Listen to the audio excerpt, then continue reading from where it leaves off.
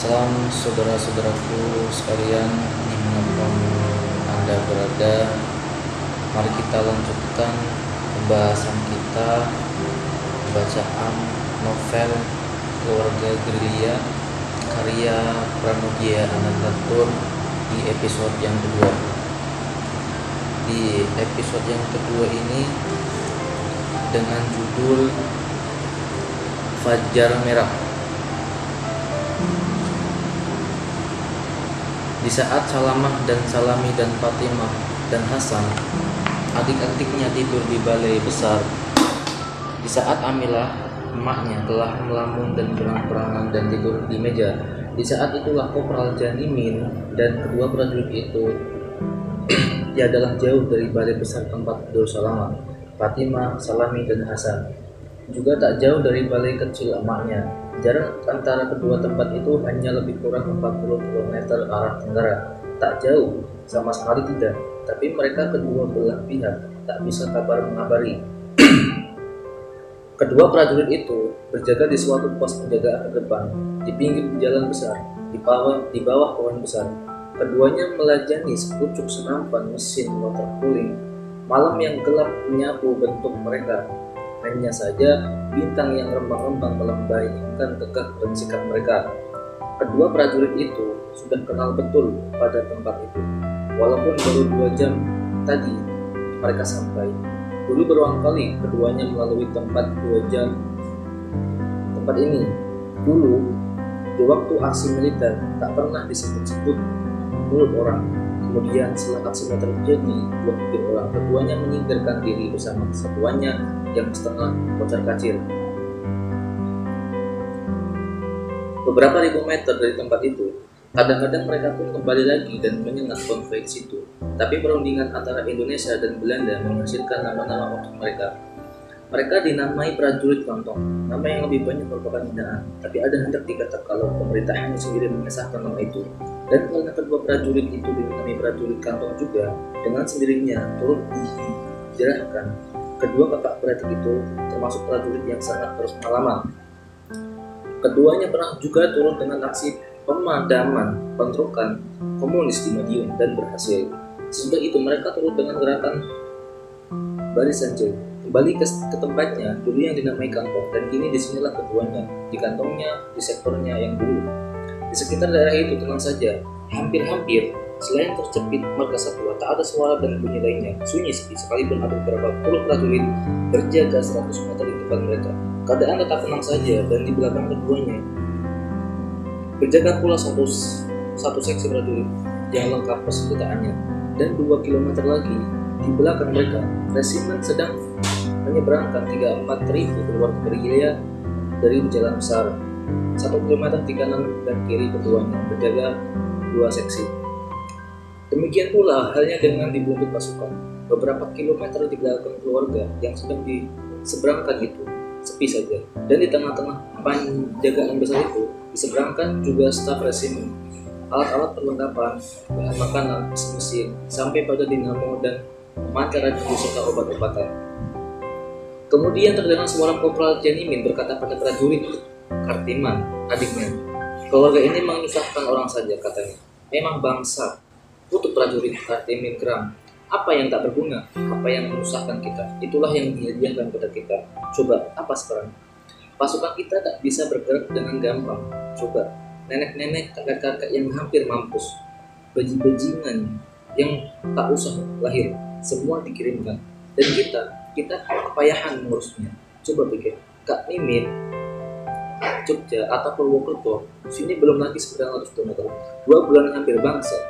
Sesungguhnya itu bangsa, Mama," kata Kopral Janimin lunak, "dan engkau marah-marah saja malam ini." Aku tak tahu mengapa. Hatiku gelap dan dongkol saja. Aku tak tahu bangsa. Aku terlalu makan banyak tadi. Perutku sakit sekarang. Tapi bukan karena itu, sungguh. Bukan karena itu. Aku rasa barangkali karena hampir sampailah saatnya untukku. Engkau kan tak berpikir yang bukan-bukan. Ini pikiran benar atau bukan-bukan, kata Kartimin masih juga kasar. Aku tak tahu, dan aku juga tak peduli. Tahu, tapi suaranya jadi lemah sedikit. dan menghibah-hibah sekarang. Aku sudah merasa hari ini atau malam ini atau jam ini akan sampailah ajalku. Jangan bantah. Hatiku menggetar saja. Sekarang ini perutku sakit pula. Menggetar Kak Imin. Menggetar tak karuan. Tak mau kupendalikan, bangsat. Kemudian suaranya lepas satu-satu dan murung barangkali aku mati muda. Mati muda, engkau mengulangi kata-kata Kak Ahmad. Ya, mengulangi, tapi sekarang ini Kak Imin. Sekarang ini terasa sekali isi perkataan itu. Mati muda. Iya, barangkali aku mati muda. Barangkali engkau tak sehat badan, Mama. Kau masih lama hidup, 5-60 tahun lagi, barangkali juga lebih dari itu. Badanmu kuat dan belum ada bagian yang rusak, kata Kopral Imin menghibur. Kemudian prajurit Timan berkata sungguh-sungguh, Kak Imin, katanya ulang. Peduli lagi, aku pada maut sekarang, biarlah aku mati muda. Aku tak tahu. Aku sekarang ini rindu sekali pada maut. Maut yang kutakuti dulu. Aku sekarang rindu padanya. Barangkali aku akan lepas dari dosa yang menekan jiwaku selama ini. Biarlah, sekalipun aku tak mendapat kesempatan mengucapkan selamat tinggal pada orang yang kucintai. Biarlah, Ratni. Kalau darahku harus bercecer di sini, tidak, Imin, aku tak menyesal. Aku mengerti, tapi jangan kau turutkan perasaanmu yang sesat itu. Akulah yang sudah sesat. Mukaku sudah hilang dengan keran bensin di medium dulu, dan kelenjar ludahku yang kiri habis dimakainya. Aku harap aku sajalah yang dulu daripada engkau. Engkau tak sesat, Mama. Lenyapnya perasaan sesat itu. Pikirkan saja hal-hal yang baik, dan engkau akan memetik buah yang baik juga, bukan? Perasaan ini datang dengan sendirinya. Kak Imin, jangan gusar. Engkau selalu tak menyukai ini, katakan Timan sungguh-sungguh. Dan inilah apa yang sekarang selalu menggoda aku. Apa? Ini yang selalu tertambah-tambah saja dalam ingatan dia. Kemudian dengan suara pendek yang menyerupai kesakitan dan terkejut, terlalu pendek. Bapak mendengar itu, Kopral Imin kaget juga. Kemudian ia menyebut, Bapak, sebutnya dengan suara gelisah. Dan cuma itu saja. Akhirnya terdengar napas besar, panjang dan dalam. Iya, Bapak, kata Karlimin perlahan-lahan sekali. Hampir tak terdengar sampai sekarang masih juga terbayang-bayang dalam ingatanku. Mukanya yang kusut waktu itu, bukanlah waktu itu dia setengah mampus karena mabuk whisky. Seperti pisang goreng dia rupanya menggelinting di lantai. Whisky, hadiah besar dari Nizar. Man, lebih baik jangan kau percakapkan lagi itu. Inilah yang selalu mengganggu ingatanku sekarang. Barangkali sudah sampai saatku. Jangan di tengahnya, dengarkan dulu. Aku ingat saja pada jembatan itu dan di bawahnya lagi tepi Ciliwung. Engkau masih ingat, bangsat. Dan aku sendiri yang menembak kepalanya. Coba, mengapa aku sendiri? Mengapa bukan kau? Mengapa bukan Kak Aman? Dan aku sendiri juga yang menendangnya ke air. Mengapa aku sendiri? Dan sekarang ingatanku diganggunya, bangsat. Iya, tapi sejak itu engkau dan Kak Aman menghormatinya, bukan? Menghormati? Betul, kita menghormati. Tapi aku yang menembak dan aku juga yang menyepaknya, bangsat. Apa sekarang? Aku diganggunya, selalu dia terbayang-bayang saja dalam ingatanku. Tapi sekali ini langkah kuat. Sungguhnya aku tak tahan lagi, biarlah aku mati juga. Biarlah, aku bilang, jangan turutkan perasaanmu yang bukan itu, kata Kopral Imin. Aku prajurit yang baik dan berdisiplin. Kalau bapakmu sendiri menggabungkan diri dengan musuh itu, jualah yang mau membunuh kita bersama. Siapa lagi yang harus memberesi bapakmu kalau bukan engkau sendiri? Engkau harus berpikir begitu, Aman. Coba, sekiranya bapakmu jatuh ke tangan pasukan lain, akan lebih sengsara matinya. Coba kalau dia dibangku runcing orang, walau sebagaimanapun juga suaranya jadi lemas. Akhirnya dia tahu bapakku juga, dia bapakmu, bapak Kak Aman, dan tak ada yang bisa membantah. Betul, memang betul. Apalagi sekarang, dia bapakmu, dan kita anaknya, engkau juga anaknya. Ya Tuhan, sekiranya ini dosa yang menghina-hinanya, ya Tuhan, berilah aku ampun selama ada kesempatan padamu untuk mengampuninya. Tuhan selalu mengampuni makhluknya yang berdosa, dan ia manusia berdosa. Iya, aku tahu. Tiba-tiba dengan tangan terjang, sebagai kena aliran listrik, prajurit Timin mencekau bau kakaknya. Tapi buatku, Kak Imin, buat diriku sendiri, terasa sekali inilah dosa yang sebesar-besarnya yang pernah dibuat oleh manusia. pembunuh bapak, pembunuh orang tua. Mungkin untuk bapak sendiri ini suatu kebaikan. Dia tak mati oleh bom runcing atau oleh penganiayaan yang lain. Barangkali untuk perjuangan ini bukan dosa. Banyak kopral Nisa, tapi buatku inilah dosa pembunuh bapak. Oh, kini kopral Jenny Min mendapat perbedaannya kembali, berkata dia mengetahui. Tapi mama, katanya kopral Paijan, kopral Nisa, kopral Knil itu bukan bapakmu sendiri. Dia juga bukan bapakku yang sejati. Atau mungkin sekali memang bapakku betul, tapi bapakmu tidak, sama sekali tidak. Sudah lama ini kupikir-pikirkan dan putusnya sudah kudapat. Begini, mungkin aku anak kopral Paijan. Ya, itu mungkin sekali karena aku ada perasaan sama dengannya. Tapi engkau tidak, Mama. Sudah yakin betul. Tampangmu sebagai tampang Ambon. Engkau tak setampang dengan kopral Paijan. Kalau aku memang punya kesamaan dengannya, pikir saja sekarang. Kak Aman punya tampang Manado, kulitnya kuning langsung dan matanya kasih pidat Aman. Sama sekali tak menyerupai kopral Paijan. Dia juga tak menyerupai Emma. Dia Belanda Indo, kulitnya agak putih dan engkau hitam seperti gandang. Kopral Jenny diam sebentar. Dan prajurit Katiman mendengarkan keterangan kakak itu kulit kau pikirkan lama-lama. Rambut Amah memang berombak, tapi engkau rambutmu keriting seperti domba. Itu harus kau ingat juga. Hei Mama, bagaimana bisa engkau tak pernah berpikir dari mana engkau mendapat rambut yang begitu buruk? Itu harus kau ingat juga. Dan lagi hidung si Amah mancung dan engkau pesek seperti berdiri sumber. Tidak, Mama, engkau bukan anak kopral Paijan. Aku sesungguhnya engkau adikku. Sekiranya betul begitu, kata prajurit Katiman parau dan gelisah. Sekiranya benar begitu. Sudah lama dia kuanggap bapak kau. Mulai kecil dia panggil bapak, dan sampai sekarang pun dia masih tetap panggil bapak. Dan bukanlah anggapan juga sebagai dari kebenaran. Selamanya engkau menerima aman bicara. Ada tak aku menerima aman? Hei, kata kopral Jenny Min dalam mulut. Biasa sajalah berbicara. Maksudku aku tak suka yang berdalam itu, yang gampang dijadikan sulit. Itu aku tak suka, katamu. Anggapan sebagian dari kebenaran, tapi bicara seperti itu aku tak suka. Sudah lama aku bergaul dengan Kak Aman, kata prajurit itu perlahan. Setidak-tidaknya aku pernah pengaruhnya dan dia begitu baik dan dia banyak berpikir, tidak seperti engkau. Dan aku mengetahui juga kebenaran itu. Anggapan memang sebagian dari kebenaran. Tiba-tiba ketenangan dengan suaranya lana. Ia jadi marah-marah. Ini bayangan iblis. Aku tertenang saja pada tepi Ciliwung itu dan tubuh yang sepak air itu dan airnya yang pecah ke gunung. Hei, bukankah waktu itu sedang terang bulan? Hei, Kak Emin, aku tak bisa melakukan bayangan ini dan juga aku sanggup menuntut datangnya perasaan datang ini. Barangkali memang sudah sampailah saatnya. Sudahlah, jangan kau turunkan juga perasaan itu. Maut hanya di tangan Tuhan dan manusia ada hidup hanya untuk dipergunakan. Percayalah, engkau akan hidup 5-60 tahun lagi. Bukankah itu sudah katakan juga? Prajurit Katimin tak menjawab dan keduanya berdiam dirilah. Sunyi lagi tempat itu. Kawian tercipit kesatuan melalui angkasa malam. Bintang-bintang menggigit di langit, jernih hitam sunyi sekalipun ada ribuan jiwa manusia di sekitar tempat itu.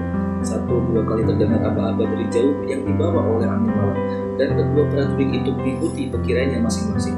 Di saat itu adik-adik dan anak kedua prajurit itu sedang tidur aman di rumah kerajaan di daerah yang disebut oleh orang yang tak resmi daerah merdeka.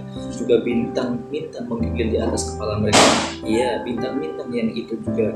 Kesunyian pos terdepan itu akhirnya terganggu oleh suara aba-aba yang kian lama kian menggerak. Akhirnya terdengar 1-2 kali tembakan dari tengah-tengah daerah terjaga itu. Barangkali ada tawanan lari, kata kopral Jenny Min. Kalau penjaganya membiarkan mereka lari, aku gantung dia. Rasain nanti. Iya, mau rasanya aku menggantung dia. Gantung pada kakinya sampai mampus. Lihat betul pikiranmu sekarang. Kalau tawanan berani bertingkah, aku tahu ini sudah terlalu dekat Jakarta. Mereka mencari akal sekarang. Kau tak boleh kejar. Sudah berulang kali aku berkata begitu. Kalau selama ini aku berani membunuh orang yang kuanggap bapakku, mengapa mereka tidak? Kalau memang mereka betul-betul mau melarikan diri, aku tahu juga mereka lari supaya bisa lagi menembak kita. Kata Katiman berapi-api. Dan perasaan ini memang tak mau bertolak lagi. Aku akan mati, biarlah. Entah kapan aku tak tahu. Kau tahu apa mau aku sekarang? Ia diam mendengarkan, kemudian meneruskan dengan suara ganas. Membunuh musuh sebanyak-banyaknya dan dengan jalan apa saja, aku tak peduli sekarang. Itu kekejaman, bukan kesatriaan. Bukan satria. Apa peduli satria atau tidak? Dan aku pun tak percaya bahwa di dunia ini pernah ada satria. Kak Aman bilang, kita kakak beradik lahir di tempat sampah, di Tangsi Kenil, dan kita dan kakak beradik sampah. Dan kewajiban kita sekarang menimbun tempat sampah itu tahu untuk mengurus manusia dan kemanusiaan. Tapi itu bukan kemanusiaan, hanya tawanan adalah melarikan diri dan orang menjaga juga pada suatu kali pasti pernah terlena. Tawanan ialah orang yang sudah menyerah, sudah tak bergajah lagi, dan mereka pun sudah tak bisa bertahan diri lagi. Itu kekejaman namanya. Kekejaman kadang-kadang satu-satunya di jalan buat kemanusiaan, jawab Katimin gerah. Cakapmu tak ubahnya dengan keaman. Prajurit Katimin tak mau meneruskan percakapan yang menimbulkan perdebatan itu. Dibelokkan percakapan itu ke arah lain. Kak Imin terbayang juga dalam ingatan Aman, Amah, Imah, Mimi, dan Hasan. Amah sudah besar sekarang, bukan? Dulu dia masih kekanak-kanakan, betul. Waktu kita tinggalkan umurnya baru 16 tahun, sekarang sudah 19. Mungkin juga dia sudah nikah, 19 itu sudah waktunya. Ia diam, kemudian berdoa, moga-moga dia mendapatkan jodohnya, moga-moga Kopral Imin mengamini. Amah anak baik, ia teramat kasih pada anaknya dan cantik pula. Kadang-kadang aku heran mengapa adikku bisa begitu cantik. Hanya yang tak kusukai, dia menangis dan dia orang asal melihat air matanya jatuhlah kasih sayangnya, dan aku tak tahu mengapa. Sekali aku pernah menamparnya, Maman, aku terlalu kasar jadi orang. Memang aku kasar. Sekarang suaranya jadi pelan. Kak Mimin, aku terkenang juga pada Kak Aman. Matanya yang tenang itu seperti menguasai aku saja rasanya. Barangkali dia sedang memikirkan aku. Aku terkenang akan semuanya. Aku tak mengerti. Aku ingin mati. Engkau mulai didengarkan. Engkau mulai membual kosong lagi. Aku tak mau mendengarkan. Aku berkata betul. Sekarang, apa yang harus kudengarkan? Dengar, kata Kopral Janimin. Kau tak ada dengar bunyi truk atau tank atau bercair, bukan? Tak ada konvoy. Engkau dengar sendiri itu, tak ada apa-apa sekarang. Dan kau selamat, pasti selamat. Engkau akan hidup 5-60 tahun lagi. Mama menyiapkan segala kenangan jahat itu. Lebih baik kau pikir binimu, Ratni yang harus kita. Pada Ratni pun engkau selalu kasar. Anak yatim piatu itu kau pungut dari Madiun. Kau bawa menggembala. Dan di daerah yang begini genting masih kau kasari juga. Tak tahulah aku. Ratni tak kupikirkan betul sekarang. Ingatanku penuh dengan bayangan. Iya, bayangan. Kak Mimin, barangkali inilah yang dinamai orang bayangan maut. Dan bayangan itu silih berganti datangnya seperti ada tangan yang mengaturnya Kak Mimin. Sekiranya aku gugur juga, tolong uruskan Ratni. Dia anak baik dan bakti. Dan yatim piatu pula. Kasihan kalau dia tak kupungut ini, kalau dia tak kupungut ingin, kalau tak kubawa kemari, mungkin keadaannya lebih buruk lagi di sana. Diamlah, apa? Bentuk prajurit Katimin. Kalau aku tak bisa menolak perasaanku lagi, aku sendiri tak mau meladeni perasaan gila ini. Tapi dia datang semau-maunya sendiri, bangsat. Dan perasaan ini tambah lama tambah kuat. Oh, aku akan mati sebelum matahari terbit. Aku tahu, aku merasa sudah tahu, aku tahu. Omong kosong buatmu. Iya, perasaan gila. Iya, tapi benar buatmu. Coba, mengapa aku rindu sekali sekarang? Mengapa aku rindu juga pada Bapak? Aku juga ingin bertemu dengannya dan minta ampun. Hanya untuk minta ampun saja. Dan mengapa? Aku tahu ini firasat maut. Ini tangan maut yang meraba jiwaku. Kopral Janimin membiarkan adiknya mencurahkan perasaannya sekarang. Ia tak membantah lagi dan juga tak mengiyakan. Mengapa aku rindu pada segala-galanya? Tahu kau, ini tangan maut, dan aku rindu juga pada ujung kerawang, pada perahu-perahu layar yang memerat di panas matahari, pada laut yang berombak tenang di siang hari, biru-biru langit. Aku rindu pada ujung kerawang di waktu fajar. Engkau dan aku pernah juga berjaga di sana. Engkau mesti ingat waktu kapal-kapal Belanda mau mendatang di sana dan buru-buru satu kopi kita kirim ke sana. Engkau masih ingat. Prajurit itu diam sebenarnya mengingat-ingat, kemudian meneruskan dengan suara lesu. Aku masih ingat pada fajar merah yang menyingsing di sana, dan laut dan langit merah berteriak-teriak. Tapi waktu itu semua tak perhatikan. Laut merah, fajar di timur, matahari yang mengintip di ufuk, dan di ufuk polisi tanjung dan pohon kelapa, dan perahu yang menuju ke pantai bertimbang merah, hampir semerah darah. Baru sekarang aku bisa merasakan keindahannya. Mengapa baru sekarang? Mengapa Kak Imin? Dia menantikan jawaban dan Kopral Kak Imin tak menjawab. Kemudian ia berkata setelah menghinakan, engkau pasti tak mengerti. Aku kasar, tapi aku bisa merasakan keindahan. Sekalipun keindahan itu hanya ada dalam ketenangan saja. Engkau halus tapi engkau dungu terhadap keindahan. Kopral Caimin masih membisu. Ujung Kerawang, aku tak akan seumur hidup lagi. Sekalipun tempat itu tak lain daripada neraka, bersuatu nyamuk dan buaya. Tapi indah sekali pemandangan. Laut merah, langit merah, layar pun merah, tapi darah merah juga. Hanya bangsat yang darahnya putih. Tahu? Dan kini ingin lagi aku mengetuk keindahan ujung Kerawang. Pesisir, laut, langit dan fajar. Semua merah. Aku ini mengakui fajar di sana. Fajar yang merah. Barangkali engkau sakit. Sakit. Aku sehat. Sebagai engkau juga aku sehat. Barangkali aku lebih sehat daripada engkau. Barangkali aku butuh istirahat. Barangkali kata prajurit ini tiba-tiba mengalah. Kalau engkau sungguh-sungguh butuh, betul-betul butuh, nanti kukirimkan ke seksi agar engkau dikirim ke brigade di Purwokerto. Hanya awalnya baik di sana. Apalagi kalau engkau mendapat tempat di barat dan prajurit Kartimin terpikat oleh pancingan itu, engkau mulai baik padaku sekarang, katanya Rama. Ya, aku selamanya keras dan lebih keras daripada terhadap prajurit lainnya. Paman, maafkanlah segala kekerasanku. Ya, barangkali engkau memang butuh istirahat. Engkau terlalu banyak berpikir, terutama kalau di Madiun, dalam memburu-buru pemulai di Madiun hingga hampir sampai ke kurus memantai. Engkau selalu berkerja giat. Seksi kita lah yang paling banyak bergerak dan bertempur kiraku. Dan dari Purwokerto sampai tempat ini, engkau sudah bertempur lebih dari 19 kali. Kedua prajurit itu yaitu prajurit Elia itu duduk dan bersandaran pada batang pohon besar dan tampak sama sekali sekarang. Menurut pendapatmu, bolehkah aku mendapat istirahat? Tanya prajurit Kartimin. Aku dipercaya komandan seksi. Jangan takut. Oh baik sekarang kayaknya. Iya, selama dalam tentara ini aku selalu keras pada kata Kopral Caimin menyesal. Dan sebetulnya aku terlalu banyak menindas engkau. Barangkali kalau engkau bukan di reguku, mungkin engkau sudah tobat. Apalagi engkau bebas hero. Engkau punya pengalaman banyak di berbagai pertempuran di Asia. Mungkin juga engkau sudah sersan mayor atau sersan. Tapi engkau ada di reguku. Dengan sengaja engkau tindas aku tahu sebabnya. Namun engkau harus dan mesti tahu mengapa.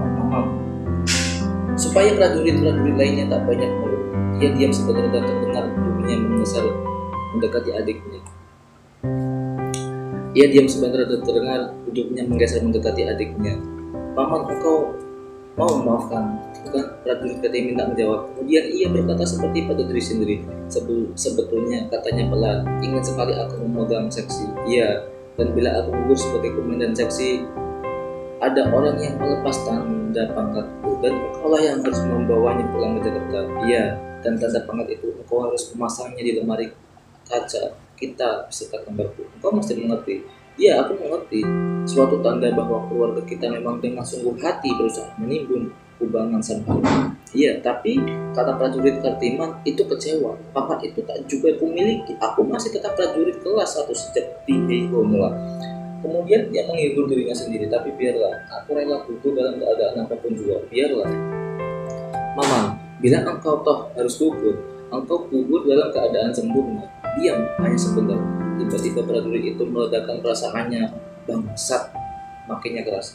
Tahu aku sekarang, engkau mau membohongi aku lagi. Engkau mau menyenangkan hatiku dengan perkataanmu yang bagus-bagus itu. Tapi apa buktinya segala kata-kata yang bagus dulu? Apa? Nihil. Kau dengar? Nihil. Heran aku. Terlalu kasar engkau jadi manusia. Engkau bisa menjadikan kekesaranmu itu barang sedikit. Kalau engkau bukan kakakku sendiri, aku tembak sudah engkau ini. Terdengar Kopral Caimin tawa bahak-bahak. Engkau kan ada di Anvil. Terdengar Kopral itu membaringkan diri. Baik sekali. Aku suka sekali. Adikmu sendiri yang memecahkan tempurung otakku. Aku toh sudah cecat. Mama, aku toh sudah kehilangan masa mudaku. Tak ada perempuan yang mau padaku lagi sekarang. Jih, kau selamanya memabukkan aku dengan kata-kata seperti itu. Bah, aku sudah bosan. Terlalu bosan. Sungguhnya engkau bijak bicara, Mama. Bangsat, maki adiknya. Sudahlah, jangan engkau marah-marah. Besok kita akan istirahat dulu dan engkau boleh pergi dan Ratmi untuk setengah bulan dan lagi jangan kasari binimu anak yatim piatu. Diam sekarang, kita sedang berjaga. Kemudian suaranya berirama keheran-heranan. Hei, mana dua orang yang mengambil air ini? Kemudian pada adiknya besok kita usulkan betul. Dan prajurit Kartini tak peduli lagi pada pancingan kakaknya. Ia bermohon pada Tuhannya sekarang. Tuhanku, katanya kepada perhambaan, biarlah aku menghukumi fajar merah sekali lagi. Ya Tuhan, aku paham akan alamat yang kau berikan padaku. Dosaku banyak, aku tahu, dan engkau maha mengetahui. Engkau sendiri yang mengizinkan dosa-dosa itu berlaku di dunia ini, dan telah berpuluh-puluh jiwa telah memutuskan untuk berkorban pada bangsa baru yang kau lahirkan di tanah airku. Bangsa itu kau lahirkan di atas segala dosa-dosaku, dosa kita semua, dan juga dosa dari musuh bangsaku. Ya, aku tahu alamat ini sudah kupahami, akan sampailah ajalku. Man, sudahlah, engkau harus mengasuh. Barangkali segala dosa ini bukanlah dosa untukmu, karena engkau yang melahirkan bangsa baru ini. Engkau sendiri yang melahirkannya, juga karena kita. Karena aku ada pihak yang lemah, yang mempertahankan diri. Ya, kita di pihak yang lemah. Tapi segala dosa yang kau perbuat tetaplah dosa untukmu. Aku berdosa pada diriku sendiri. Aku berdosa pada kemanusiaan.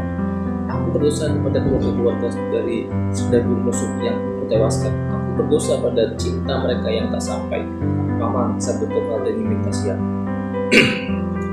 Dan bila aku kembali kepadamu, Kartiman menyambung permohonannya, seakan-akan Tuhan betul-betul ada di depannya. Dan bila engkau tak sudi mengampuni makhlukmu ini, aku rela juga dibawa, tinggal terliputi dan terpercik di darah musuh yang kubinasakan. Aku rela sekiranya engkau tak sudi mengampuni, dan aku mohon lindungilah Ratmi, anak yatim piatu, dari jauh dia dibawa kemari, dan sampai di sini sampailah alamatmu. Akan sampailah ajal perlindungannya, dan sekiranya aku berdosa juga engkau, rela juga aku tak kuberi pintu, dan rela juga aku jadi setan pengembara. Ia diam sebentar, akhirnya ia berkata lagi, dan perkataannya yang sekarang diladukinya pada perkataan kakaknya. Kak, ingat pada Ratni, tiba-tiba ia berdiri, dan memang bidang-bidang dalam tubuhnya nampak ia bersalur, dan keluar pula satu tubuh dari kegelapan di ruang rembang sinar bintang, dan tubuh yang akhir itu membalas salur itu. Kepala rugi, kata prajurit itu, minta izin mau sembahyang. Ya, salur menyusul lagi. Kemudian dalam uniform tentara, baret yang gelap dan semangat di lengannya, dua bulir pada pencapai bintang yang agak kelihatan oleh rembang binatang. Masih berkalung peluru, masih melunggang liver, prajurit Kartiman bersembahyang di bawah pohon itu. Ia tak mengambil air wudhu. Kopral ingin duduk dan hilang lagi dalam kegelapan. Belum ada laporan tentang musuh yang mendekati fisik Kopral itu pada dirinya sendiri. Kemudian diamlah ia. Malam ia menipis, langit yang hitam lama-kelamaan jadi biru tua, dan keadaan sekitar turut biru tua jadinya. Kedua sosok tubuh itu pun jadi biru tua sekarang, dan kian menyala dengan makin tipisnya malam. Kini agak kelihatan keadaan keduanya. Prajurit Kartini dan Kopral Kartini memanjang topi baja di punggung, dan rasa juga di depan keduanya terpasang sepucuk senapan mesin motor calling. Perlahan-lahan Kopral Kartini berdiri, melihat ke kiri dan ke kanan seperti sedang mencari-cari. Kemudian terdengar ia menggerutu seorang diri. Mana ini Ahmad dan Qasim? Gerutunya. Sudah begini lama belum juga pulang, disuruh beli air. Mereka cukup berdisiplin. Tak mungkin keduanya meluduk mencari hangat. Tak mungkin, iya tak mungkin. Barangkali kehilangan jalan. Ia diam lagi, kemudian meneruskan memuaskan hati sendiri. Tak mungkin, dia sudah hafal daerah ini. Si Ahmad dan Qasim juga. Ia terdiam. Ia Tuhan, doa adiknya lagi setelah habis bersembahyang. Berilah aku satu fajar lagi, fajar merah seperti sekali kau berikan padaku di ujung terawang dulu. Biarlah fajar merah yang tiada berlaut. Oh, alangkah indah. Ia bangun dan berkata pada kakaknya, selesai. Kini Kopral Janimin jadi pendiam oleh tingkah laku adiknya yang aneh itu. Dan dia tahu selamanya Kartini tak pernah berlaku begitu aneh. Kemudian ditariknya adiknya bersama-sama duduk, dan duduknya keduanya berdiam diri. Diam saja, keduanya berpegangan tangan. Sekarang dan Kopral itu teringat pada masa 3,5 tahun yang lalu. Inggris mendarat, nama Neca ribut disebut oleh mulut, disebut oleh anak-anaknya, oleh orang dewasa, oleh orang tua, oleh bajing-bajingan yang sedang belajar bicara. Nama itu tak ubahnya dengan nasi yang teramat sulit dilakukan, dan sebuah sudah itu sedang buang yang mengamuk di seluruh Jakarta. Dan pada suatu hari yang tak akan bisa ia lupakan, bapaknya Kopral Paijan pulang ke rumah. Ia lantarkan oleh truk dan banyak barang dibawa dari truk itu. Serunya kira zaman senang sekali datang sekarang, dan seluruh isi rumah yang sudah kesempitan kemakmuran selama penduduk Jepang itu datang berhubung. Ia terlalu sepi kemakmuran waktu itu. Pasar sepi oleh tembak tembak, oleh Jepang mengamuk, oleh Gurkha dan obel-obel memburu perempuan, oleh dendam yang merajalela, oleh kecurigaan yang menggelundung antara sesama penduduk dan Saaman, Canyimin, Kartini, Salaman, Fatimah, Slami, dan Hasan serta emaknya beranjat oleh barang yang begitu banyak. Aku sudah diangkat jadi kopral lagi, katanya lagi. Kemudian dikeluarkan olehnya 3 sel uniform terdedu, 2 pasang sepatu, sepasang tanda pangkat, segitiga hitam yang balok kuningan, satu sabuk luar, sabuk dalam, pet, anduk, dan lain-lainnya. Lagi dan ketimbang nampak hitam biru mukanya. Ia memandang Saaman, kakaknya yang tertua, dan berkata, "Kak Aman, coba lihat, bangsat betul," katanya berisik. Di Aceh dibunuhnya orang Aceh. Kemudian ia berpaling padanya, Janimin. Di Bali dibunuhnya orang Bali. Di Sulawesi dibunuhnya bangsat. Sekarang dia di sini dengan tanda pangkat bunuhnya. Tahu siapa yang akan dibunuh sekarang? Nanti tahu, aku, kau, kita semua, anak-anaknya dan dirinya sendiri.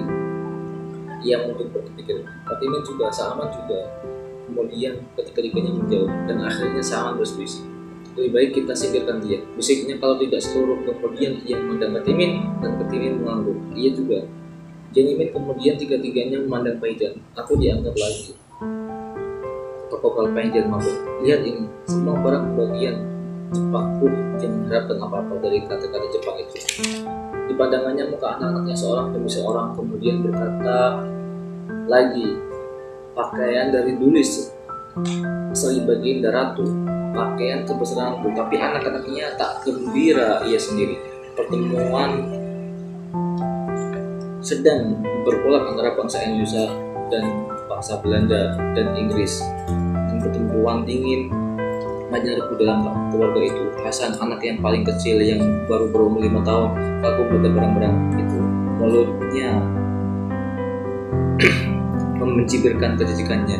Ia anak yang dibunuh oleh kakaknya itu untuk melawan Belanda dan sahabat-sahabat. 30 tahun di company, kata Kopral Paijan bangga. 30 tahun bukanlah dinas yang cuma-cuma, sebentar lagi akan dapat pensiun. Gojek kaki sehari-harian. Iya, iyalah, langkah senang hidup kita nanti. Ia memandang Fatimah. Hei Boba, berapa gajimu? Celana buntung, pendek tidak, panjang tidak, rumal pulang, babi Jepang, jagung, dan bekicot.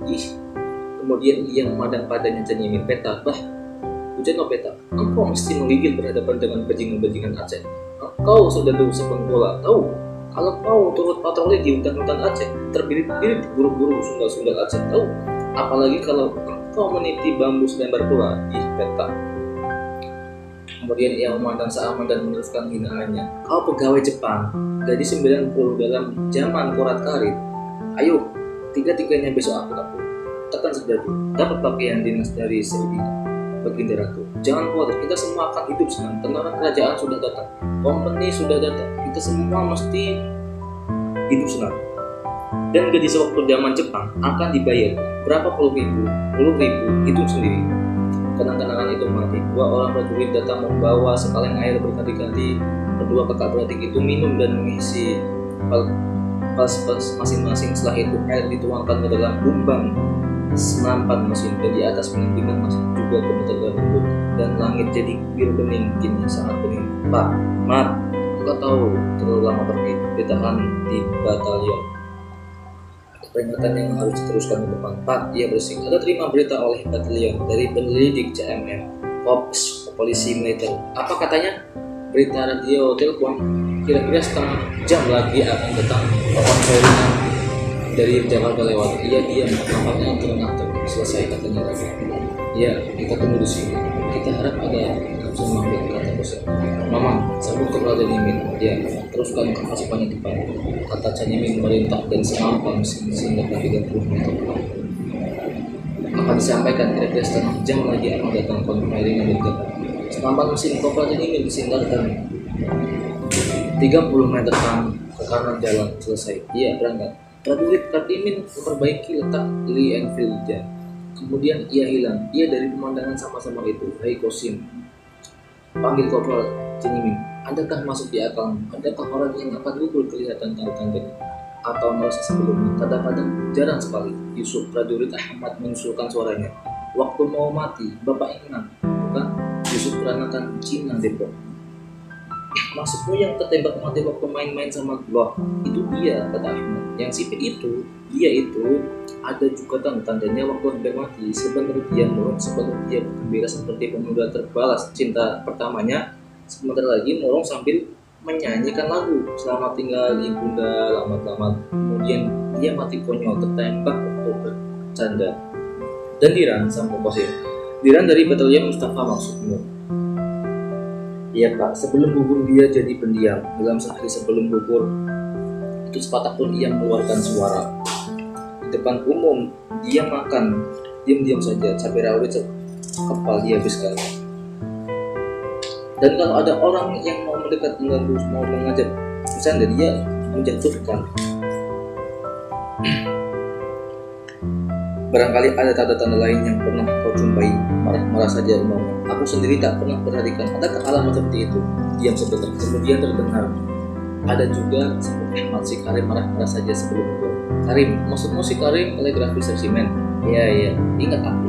Kawan baik dia, tapi aku tak memperhatikan tanda-tandanya. Kata anak-anak dia marah-marah saja. Telegram yang diterimanya salah satu saja kopral bagian kode di rumahnya selalu. Kemudian dia tinggalkan pekerjaan.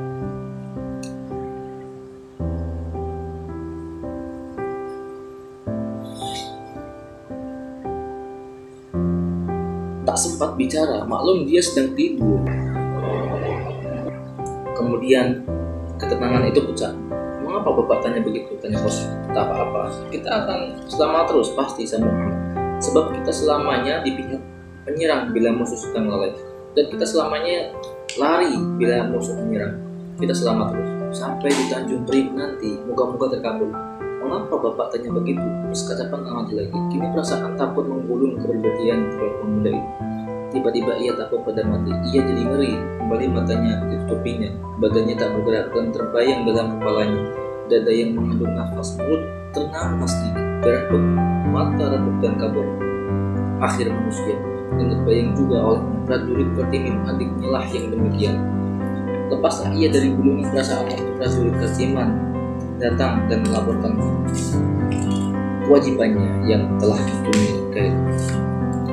Keadaan kembali tenang. Kemudian terdengar bisik pada kuping Janimin. Kak Imin, kelak sampaikan salam pada Amang, pada Kak Amang, Pak Amah dan Imah dan Mimi, dan pada Hasan dan Ratni. Peliharalah dia baik-baik dan maafkan untukmu dan maafkan untukmu. Tak salah lagi perasaanku ini Kak. Dan Kopral dan Imin tertutuplah kini pada gelombang perasaannya sendiri yang menggelunginya itu. Digenggamnya dengan lengan Kartimin dan ia tak bisa bicara apa-apa. Ada dirasainya kekerasan aturan militer yang menginginkan hubungan erat dan janji yang selalu dipakainya untuk mengendalikan adiknya. Dan satu demi satu semua itu datang berkunjung dalam ingatannya. Tiba-tiba lenyaplah perasaan itu. Terdengar ledakan karabin dari jauh. Ngarong, kata Ahmad. Biar, kata Kopral dan Imin, dan kemudian ia melepaskan pegangannya pada lengan adiknya. Tenang lagi. Beberapa menit kemudian bunyi tembak-menembak mengamuk.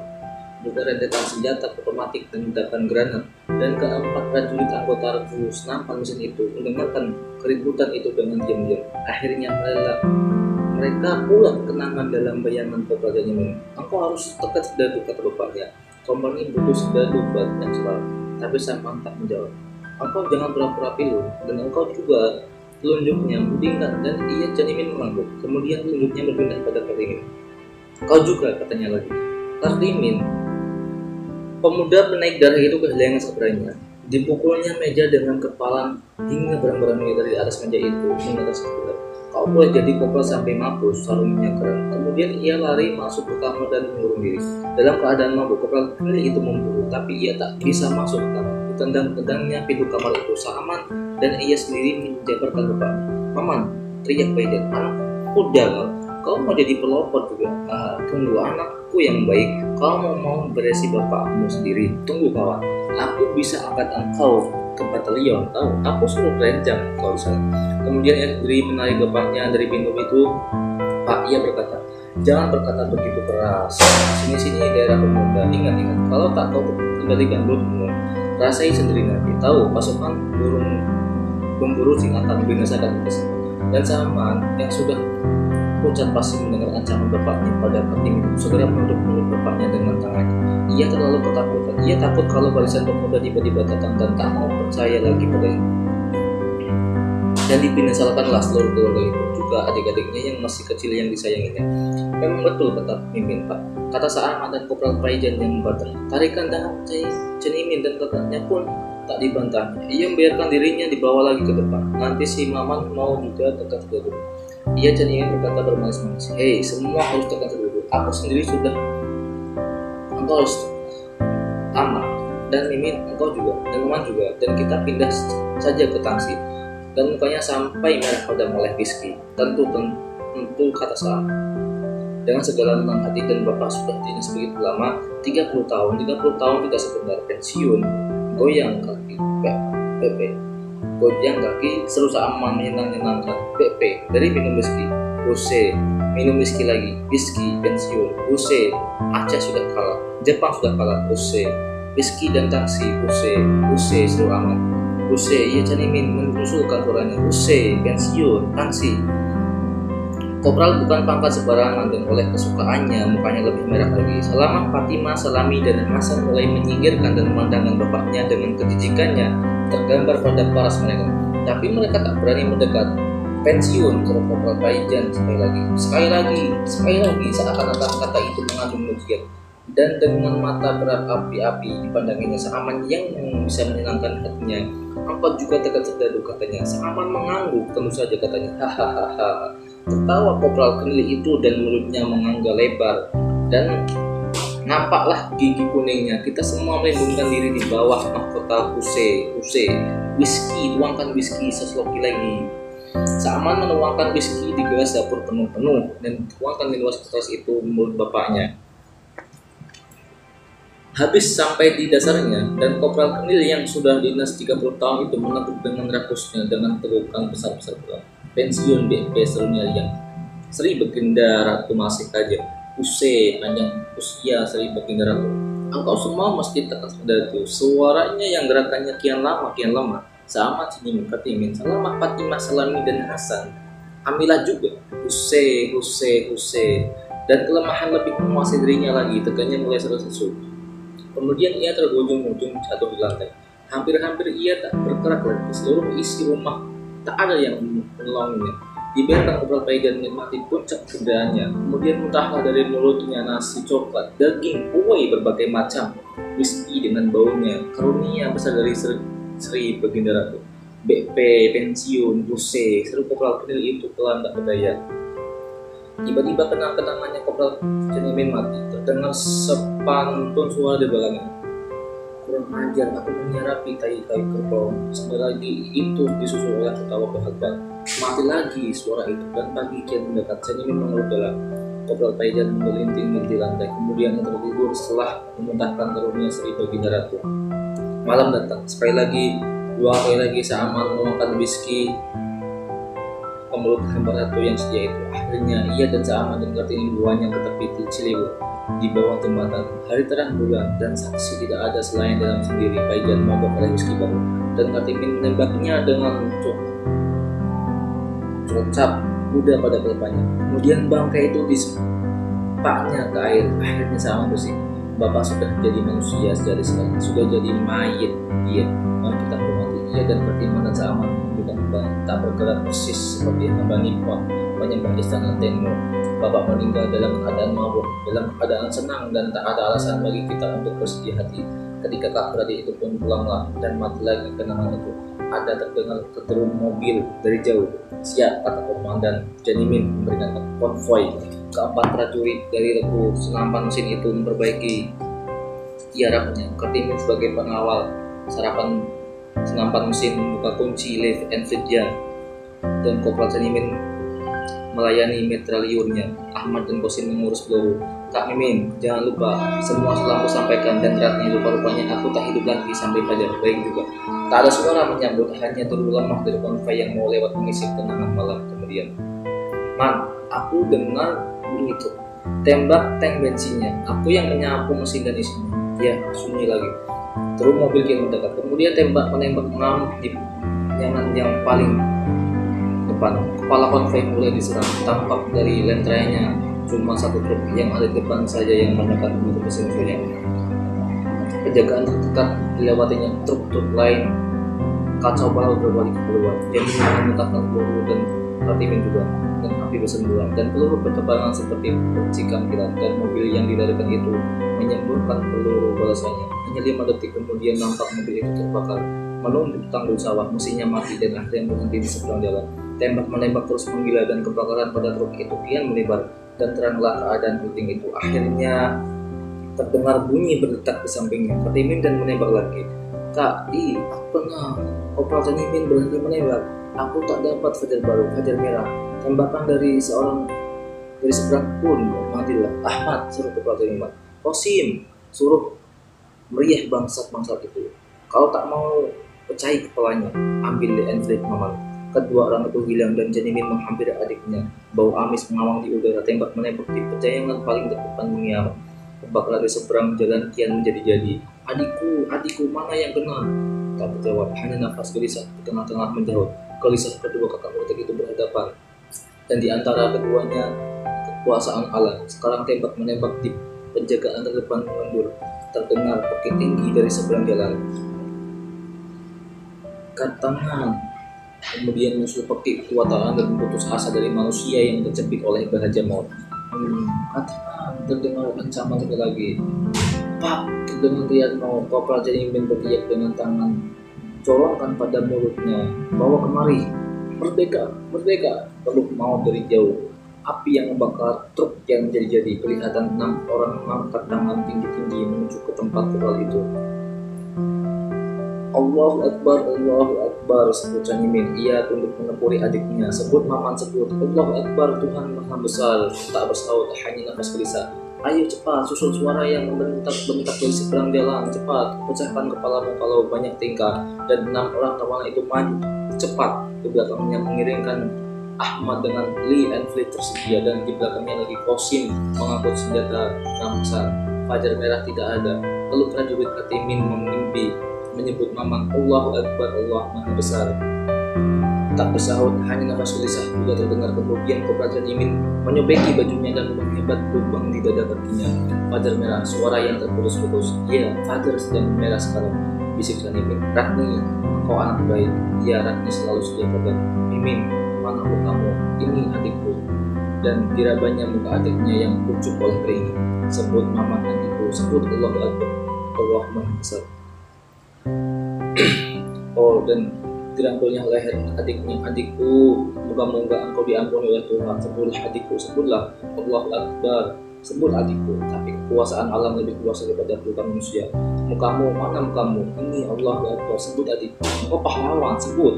Rani anak baik, dia mesti kurus, jangan khawatir. Kopral Janimin selalu bersedia memenuhi janjinya. Sebut adikku, sebut Allahu Akbar. Nih, fajar merah. Mimin Kopral Janimin, ampun. Laut, suara itu mati. Dan nafas prajurit Kartiman kian jadi gelisah. Kemudian padam, dia tak bernafas lagi. Allahu Akbar, seru Kopral Janimin pada kuping adik. Allahu Akbar sekali lagi. Tawanan datang. Maman, bagaimana Maman Pak? Kubur. Allahu Akbar. Kemudian Kopral itu bicara dalam bahasa Belanda. Angkat dia 2 orang, cepat. Angkat senapan mesin, cepat. 2 orang itu diambilnya sepucuk Thompson rampasan dari tangan Kosim, dan waktu semua sudah siap. Terlalu perlahan datanglah fajar merah. Langit pun merah, puncak pohon-pohonan pun merah, juga tanah dan muka para prajurit. Pagi itu ayam tak ada yang berkokok. Desir angin mengusap makhluk dengan mesranya. Sembirat goib menjingannya di angkasa langit dan awan. Garis-garis darah menusuki nyilatan di biru. Kian lama pucat pagi kian janggut, dan akhirnya lenyaplah fajar merah. Fajar merah, bisik Kopral Janimin. Kemudian berseru, lari, maka larilah orang-orang itu menyeberangi jalan, melewati sawah ke tempat yang sudah ditentukan oleh komandan sektor, dan lenyaplah mereka bersama dengan datangnya pagi. Keadaan tempat itu sunyi kembali, hanya segumpal darah mereka dan sekaping daging mereka Bekasi, dan di sana di seberang jalan api merah membakar truk jadi keramba besi di atas langit pun merah. Oke, jadi di episode kedua ini mungkin itu saja. Kita lanjut ke episode yang ketiga.